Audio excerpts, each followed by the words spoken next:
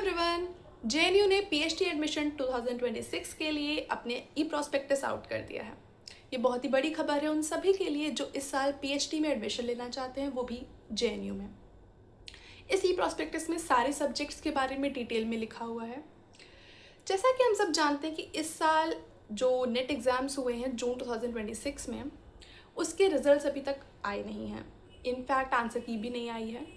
तो जितना डिले उस आंसर की और रिजल्ट्स आने में हो रहा है, उतना ही डिले अभी यूनिवर्सिटीज़ अपने पीएचडी के फॉर्म्स निकालने में कर रही हैं। तो जैसे ही आंसर कीज़ और रिजल्ट्स आ जाएंगे, वैसे ही जल्दी प्रोसीजर बढ़ता जाएगा और हमारी एप्लीकेशन फॉर्म के लिंक्स भी आउट हो जाएंगे।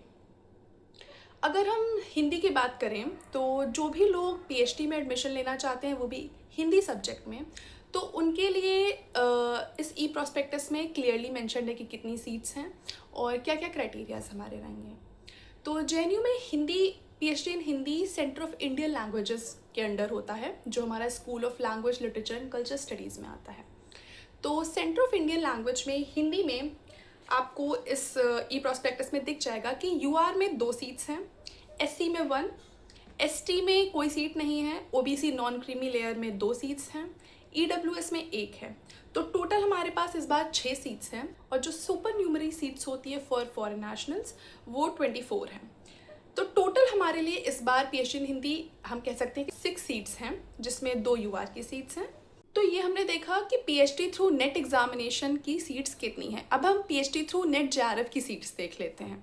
इसमें यूआर की 6 सीट्स हैं, एससी कैटेगरी से 2 सीट्स, एसटी से 1, ओबीसी नॉन क्रीमी लेयर से 4 हैं, ईडब्ल्यूएस से 2 हैं। तो टोटल 15 सीट्स हैं और पीडब्ल्यूडी की 1 सीट है। तो ये टोटल हमारा सीट मैट्रिक्स है through NET examination and as well as through NET JRF. और आपके लिए जो एलिजिबिलिटी क्राइटेरिया है वो वही है जो पीएचडी एडमिशन के लिए किसी भी यूनिवर्सिटी में होता है। Masters degree with 55% marks in Hindi, और जो हमारे एनईपी वाले स्टूडेंट्स हैं जिन्होंने 4 ईयर प्रोग्राम करा है, उनके लिए 75% मार्क्स।